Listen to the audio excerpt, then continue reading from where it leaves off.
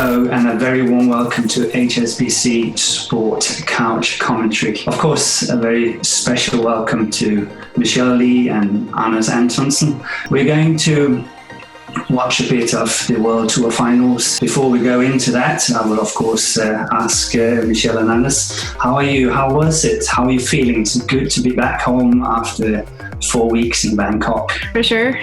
4 weeks in Bangkok was interesting, and it was nice to kind of see a tournament run again during these times, but now I'm back home, obviously in quarantine again, so not much has changed, but it's definitely nice to be home. Yeah. And Johannes, how do you feel about being home again? It's great. I'm not in quarantine as Michelle, but I'm in the process of getting back to my regular life, which is very different from what we experienced in the bubble. Making my own food and doing my own laundry again. So that's tough, but it's good to be back. Anders, how did you feel going into this match? How did you prepare yourself for the match? I was exhausted. I was quite tired. I had a tough semi-final against Sue Wang. Not really certain of what was going to happen. And of course, Victor was looking very, very strong. He's in phenomenal shape. So I didn't really know, but of course I'm always quite confident in my own abilities, and I had a belief that I could beat Victor if I played my best, but it had to be a lot better than all the other matches during the Thailand trip. I didn't really know what to expect, but I went in, gave it my absolute best, and that happened. I won. That's right. Okay. And he's done it. Anders Antonsen has won the World Tour Finals.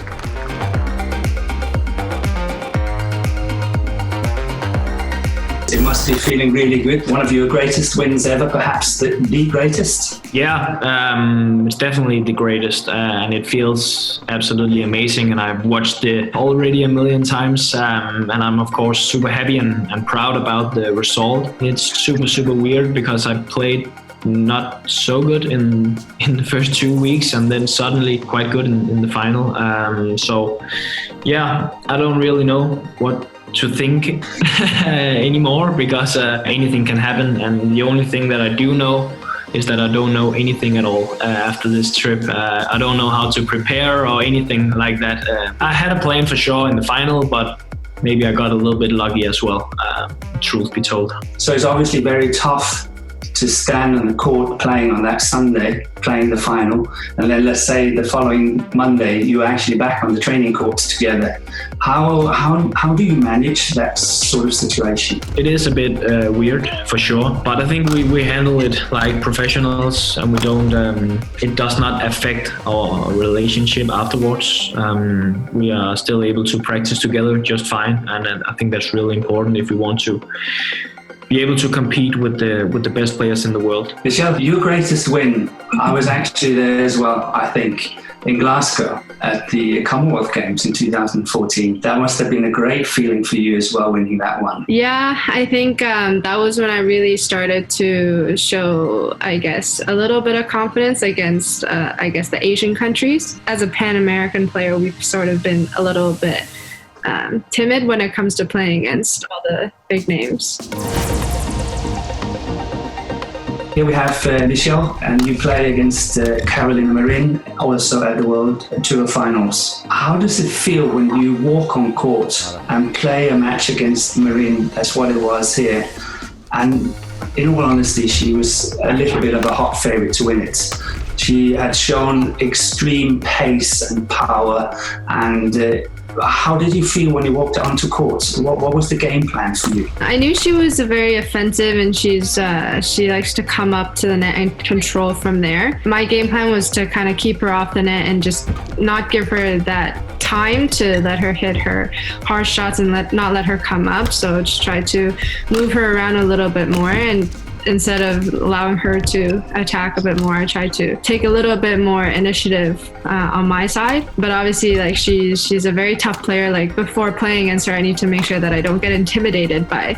I guess she has a very strong energy on court as well. Yeah. So I have to make sure that I have confidence in myself first.